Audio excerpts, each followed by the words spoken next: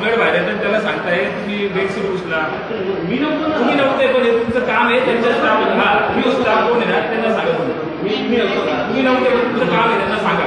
तुमच्या हॉस्पिटलच्या माझ्याकडे खूप कंप्लेंट आहे बरं का सर.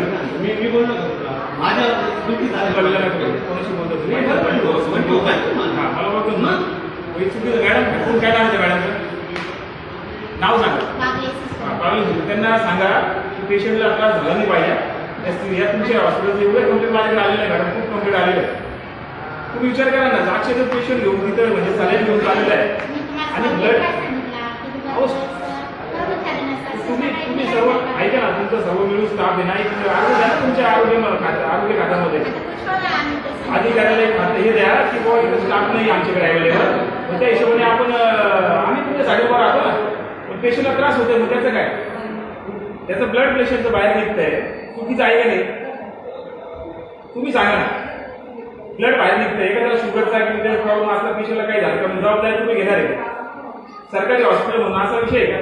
सरकारी म्हणजे असं वाड्यावर त्याला मिळत नाही का तुम्हाला?